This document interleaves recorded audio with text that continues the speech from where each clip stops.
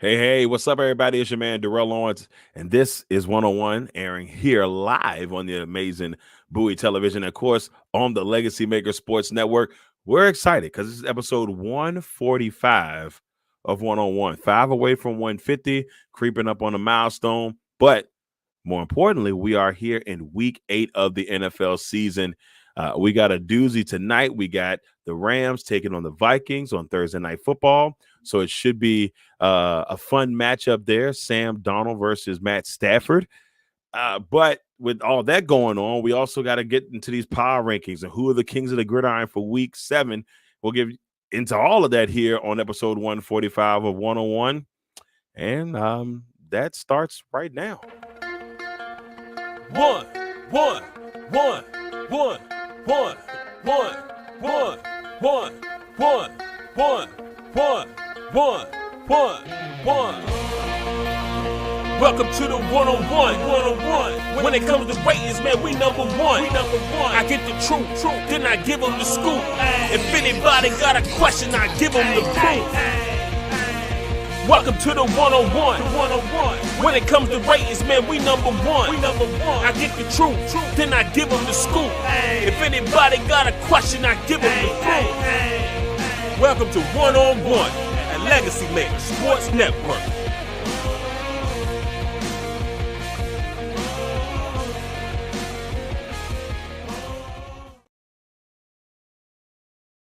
All right. We are here for episode 145 of 101 here on the Legacy Maker Sports Network, and of course, airing on the amazing Bowie Television. But a lot to get into. You know, some shifting has been aligned. There is no longer 2 undefeated teams. There is only 1 undefeated team. And so some movement has been made there. We've got our new Kings of the Gridiron for week 7. A lot of fun stuff here to happen on 101. And, of course, tonight we got Rams versus Vikings. Sam Darnold taking on Mr. Matt Stafford. So it should be a fun one. And we're just excited to go ahead and get into another great week of 101 and get these power rankings to you. So let's go ahead and get this bad boy started. And let's start off with the bottom. All right. So the bottom for this week. At the bottom, they say it's lonely at the top, but it might be lonely at the bottom. I mean, yes, record-wise, you see here, you say, well, wait a minute, Darrell, the Browns and the Patriots and the Titans all only have 1 win. But let me tell you something. I've actually had a chance to see 3 of these teams at the bottom in person this year. And I will get to see the other team that's in the bottom, the Tennessee Titans, near the beginning of December. It might be at the very beginning of December 1st. So I'll get a chance to see all these teams in the bottom. And I got a chance to see the very bottom team this past week. And man, oh man, it was rough. I really felt bad. If you are a Carolina Panthers fan, I apologize. It's not even my fault, but I just apologize. It was hard to watch out there this past weekend. It was cool to kind of see some of the young talent on that team where I feel like they're probably going to make great pieces in other places because I think this team is about to go in straight rebuild mode. And that's something that we have to watch out for here the next week with the trades and all that stuff. You got a guy like Hubert Hubbard, I always say his name wrong, Chuba Hubbard, who's been really good. You got guys like J.C. Horn, whose names have been brought up in trade talks. And Deontay Johnson is another one. It's just a lot going on in Carolina, but a 40-7 beatdown. Washington was up 37-0 at one point in this game. And it's the most points I've ever seen a Washington team score dominate. I've never seen a Washington team dominate in the 7 to 8 years that I've been covering the team as a member of the media. So it was like, wow, look at that. So shout out to the Commanders, first of all. But Carolina's got a lot that they got to get done, man. And I really feel bad for the franchise and their fans. I hope they figure it out, but they're at 32. At 31, the New England Patriots. The Patriots started off good against the Jaguars in London, and then Trevor Lawrence and the crew cranked it up.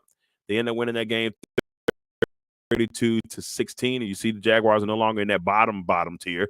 They're in the upper part of the bottom, so they've moved up a little bit. The Patriots are still a team trying to figure things out. and that's just the way it's going to be. Drake May actually had a pretty good game, 26 for 37, 276 yards, 2 touchdowns. It looks like they found the guy. They feel like, but they got to get pieces around him. The coach came out and said they were soft this week. There's a lot going on in New England that they're going to have to try to figure out. They're 1-6. They're at 31 so far, but I like what I saw from Drake May. At 30, the Tennessee Titans. Tennessee lost a rough one to Buffalo, 34-10. I was at Maya Rudolph, but Mason Rudolph started the game for the Titans, and it just didn't really make a difference. Will Levis was starting at one point. They just looked lost and confused in Tennessee. They traded DeAndre Hopkins to the Kansas City Chiefs. The Chiefs got a little bit better there. You can't beat that. Just another team trying to figure it all out. And I had a friend of mine who is close to that Tennessee Titans team bring up a good point. There's Titan fans out here fighting right now because you see Marcus Mariota, you see A.J. Brown, Derrick Henry, all of these former Titans having phenomenal, not phenomenal, but phenomenal seasons and games this past week. So it's just like, I know it's got to hurt. So Tennessee's at 30. Another franchise is trying to figure it out. At 29, the Cleveland Browns. They lose Deshaun Watson for the season due to a torn Achilles. Fans cheered when he got injured. That's not cool. I know that you may feel a certain way about him, about the situation and all that good stuff. I'm not defending them, but booing somebody when they get hurt, not a cool deal. One way or the other. It's just, I'm not going to get into politics, but that would go for anybody. You know what I'm saying? So just be kind of cool when you see somebody hurt like that, because that's karma. You don't want that to come back at you. But anyway, the Browns are tough looking. They lost 21-14 to the Bengals. Like, they were actually in that game for a while. It just, couldn't be. But we will see Jameis Winston start this upcoming week. He was inactive last week, and then this injury happens, and now he will start this week. The Browns are at 29. At 28, the Vegas Raiders. They were in a tough game with the Rams, losing 20-15. They're another team that just kind of looks lost. Obviously they trade Devontae Adams.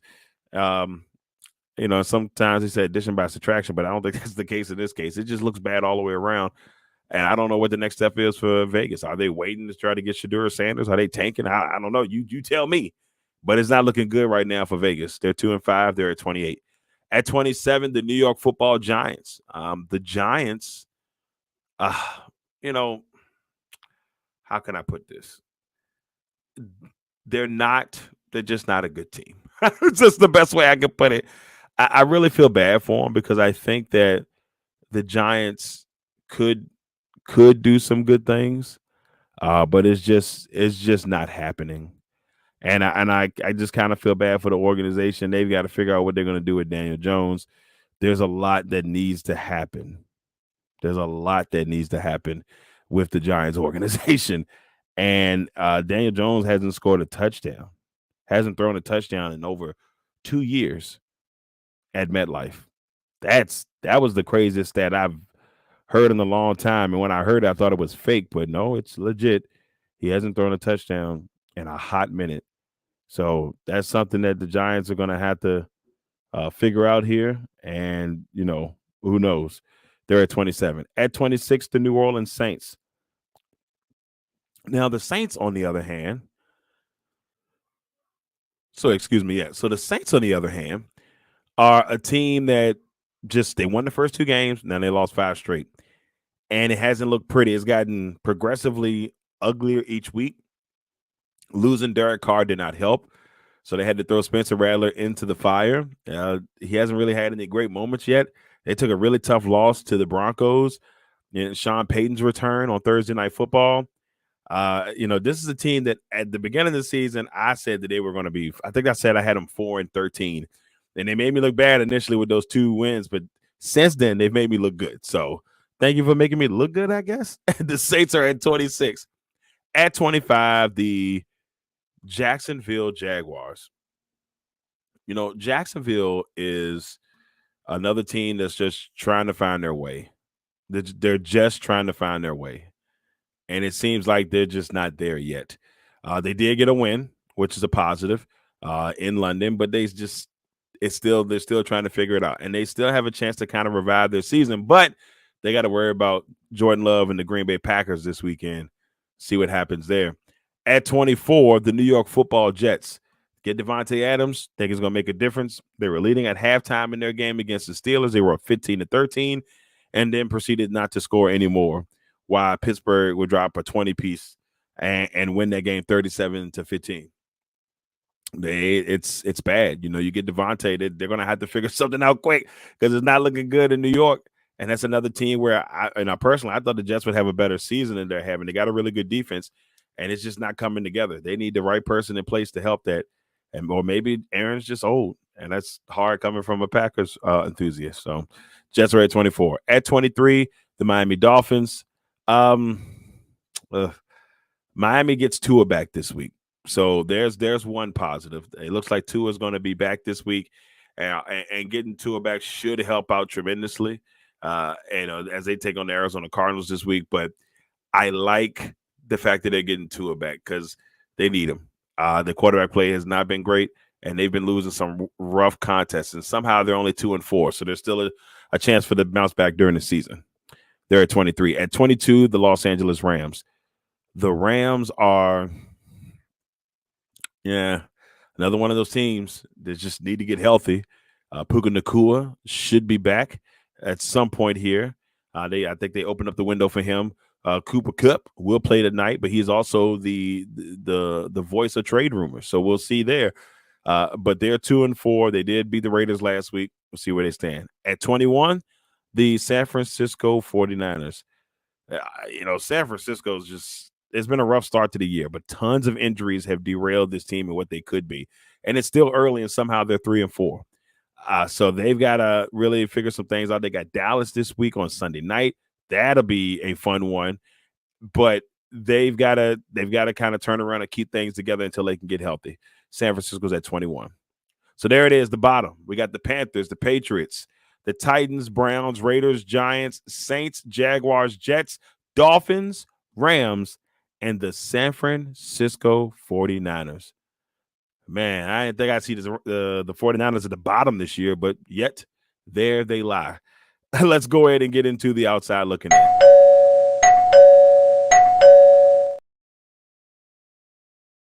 All right, so outside looking in, starting at number 20, we got the Arizona Cardinals. The Cardinals got themselves a nice late Monday night win, winning over the Chargers 15-14. Like 15-14, 17-15. I apologize. I was going before the field goal, but 17-15 in a win over the Chargers.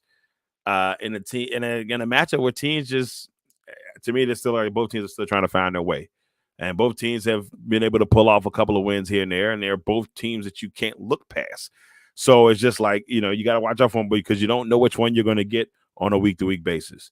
Cardinals are at 20. Those San Diego Chargers, I know. The San Diego Chargers, that's what I call them. They're at 17. And you'd be like, wait a minute, the Cardinals beat them. Yeah, but something about me still, I like the Chargers a little bit better.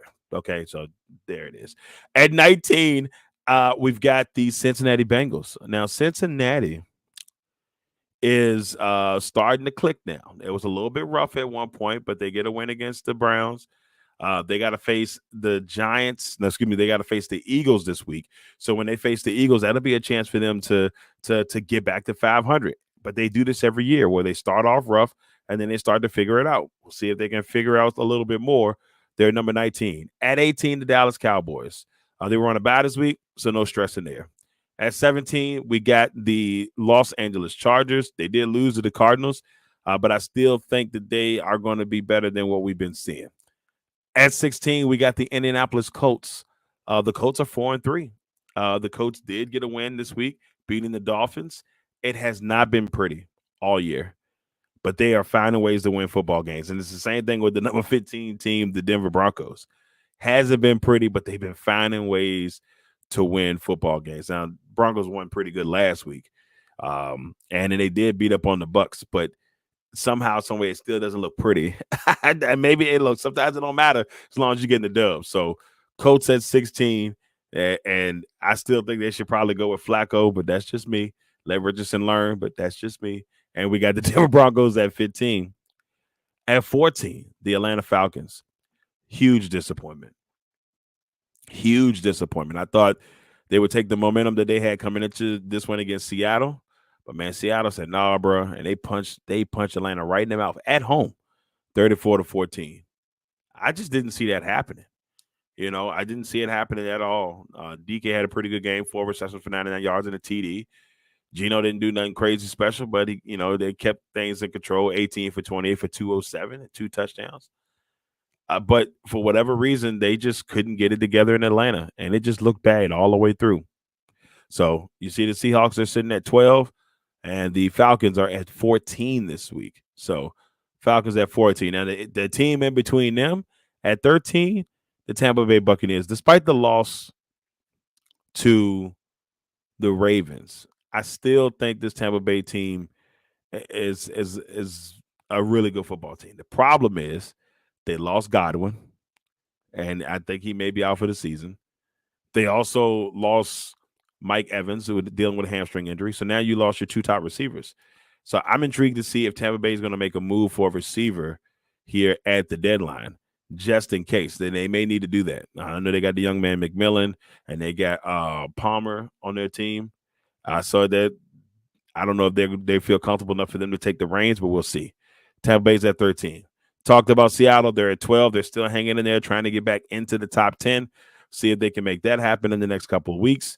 And then at 11, the Chicago Bears, who were at a bye last week, so they're just sitting there waiting patiently to see if they can get into the top 10 this upcoming week. But they'll have a chance because they face one of the teams in the top 10 this week. Now, here it is, the outside looking in. Cardinals, Bengals, Cowboys, Chargers, Colts, Broncos, Falcons, Bucks, Seahawks, and the 4-2 Chicago Bears. Boy, oh boy, look at that. That's fancy.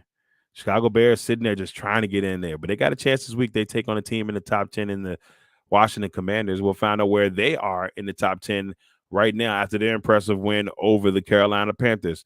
Let's go ahead and get into the top 10.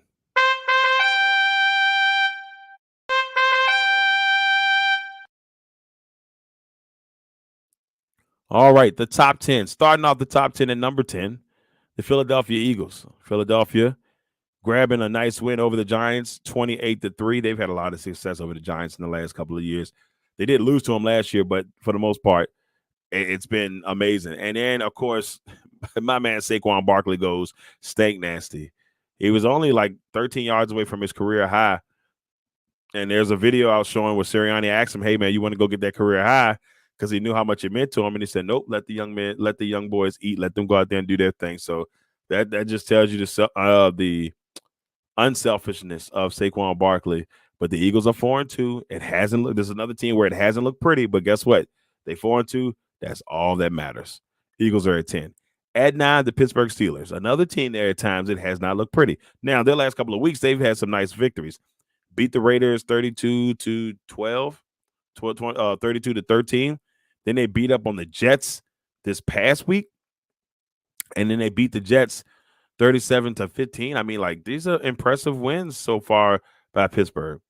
And a lot of people was like, yo, man, they can't switch up, man. They cannot switch up. They cannot bring in Russell Wilson for Justin Fields. And all Russell Wilson do was go out there 16 for 29, 264, 2 touchdowns, and they looked efficient. Najee Harris is starting to have himself, this is probably one of his better years. He's playing really good football right now. Pickens had 5 receptions for 111 yards and a touchdown. Pittsburgh looked really good. They're 5-2. They're at number 9. At number 8, the Pittsburgh Steelers, but the Buffalo Bills.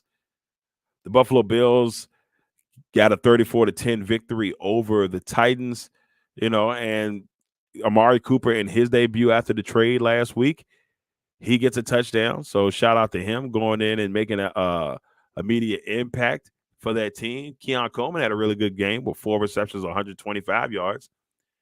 But Allen, 21 for 33, 323 yards and 2 touchdowns. They went in there, they took care of business. And the Titans just never stood a chance. Bills are at 8. At 7, the Washington Commanders, 40-7. 40-7. They were up 37-0 at one point over Carolina.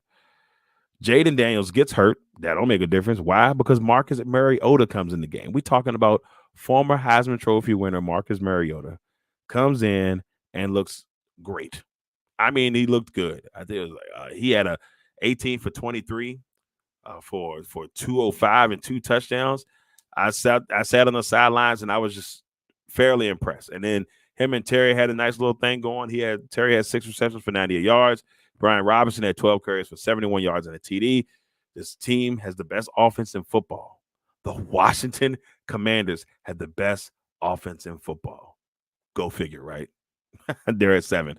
At 6, the Houston Texans. They did lose to the number 5 team, the Green Bay Packers, but it was a really tight game. It was a 24-22 game where Brandon McManus kicks the game-winning field goal for the Packers. They just signed that guy this week who actually was with the Commanders at the beginning of the season before some allegations came out, and then he was cleared of the allegations.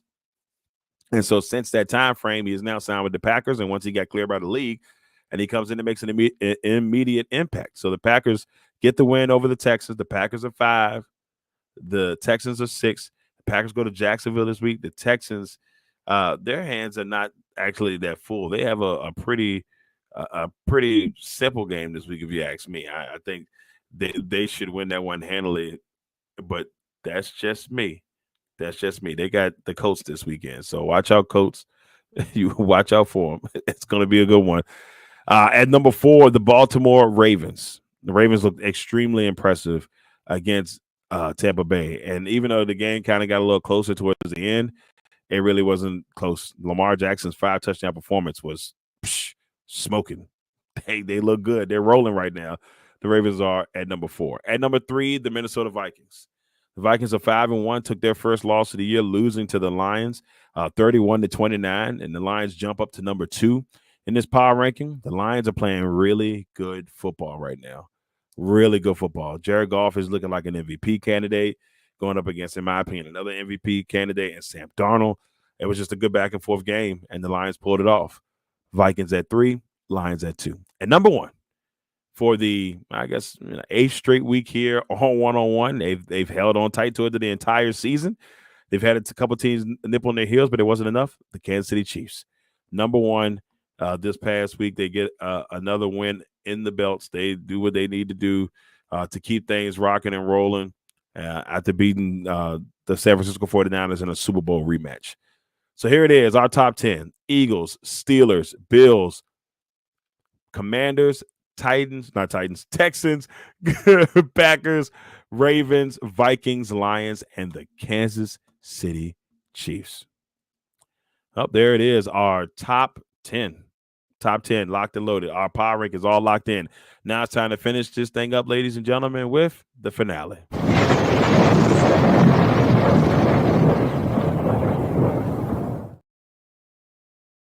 All right, so the first thing we do in the finale is it is time for Kings of the Gridiron for Week 7. Who are our Week 7 Kings of the Gridiron? Let's find out now.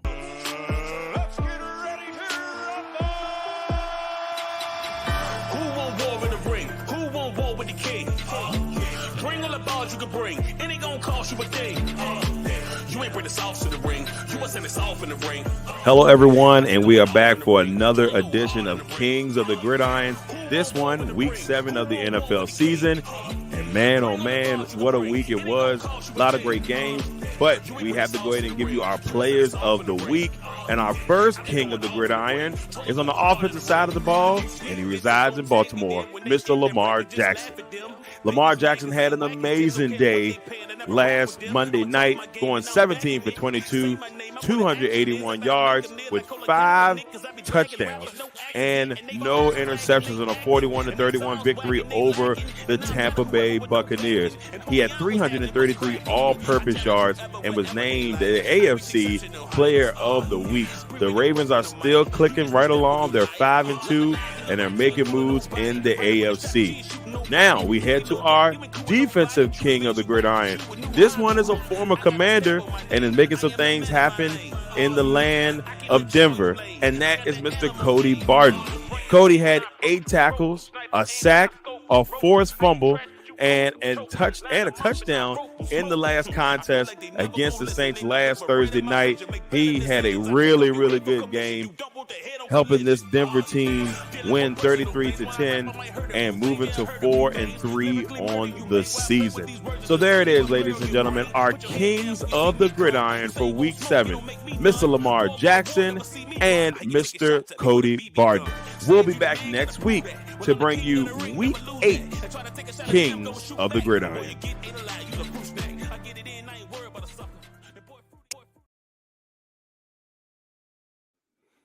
All right, there you are, your Kings of the Gridiron for Week 7. Lamar Jackson on the offensive side of things, and on the defensive side of things, Cody Barton. Shout out to those guys. Congratulations on their Kings of the Gridiron for Week number 7. Now we head to our MVP candidates. Leading the charge now, number 1, Lamar Jackson. What a performance.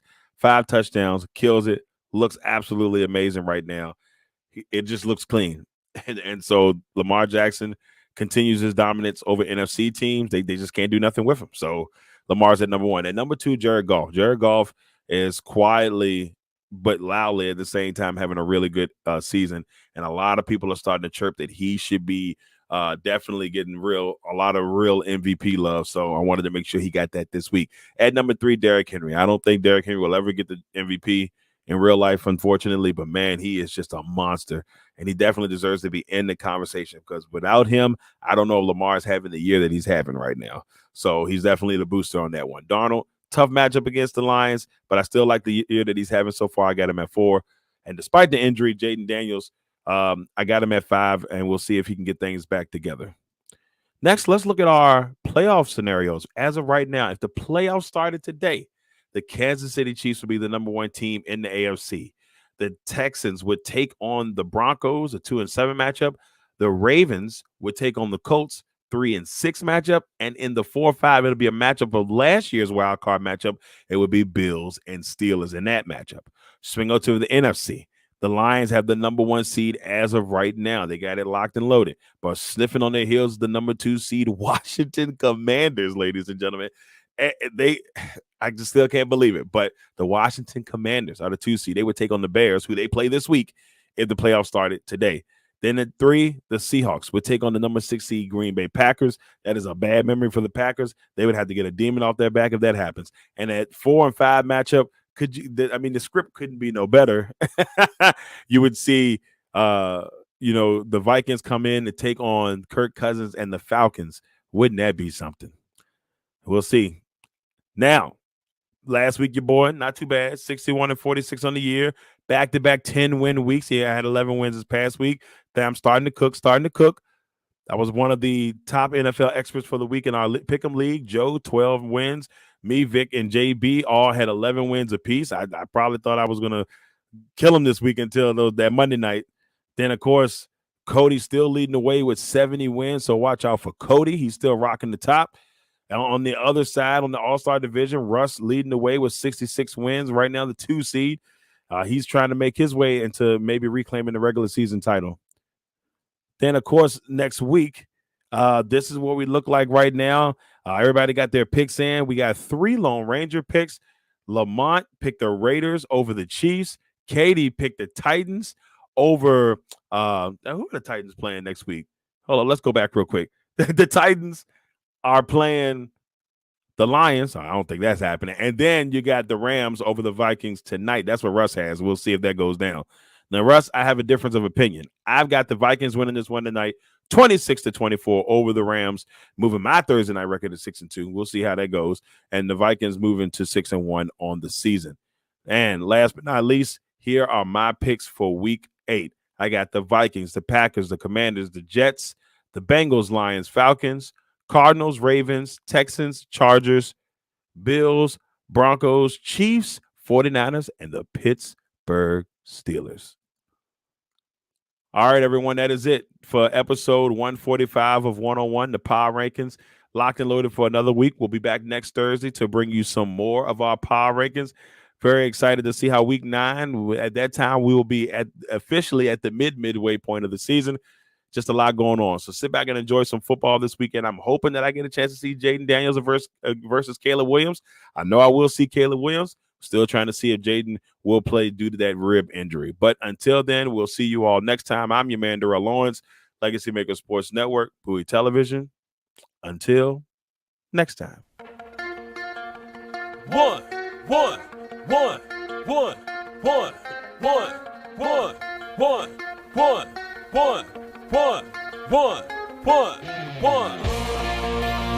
Welcome to the one-on-one, one-on-one. When it comes to ratings, man, we number one. I get the truth, then I give them the scoop. If anybody got a question, I give them the proof.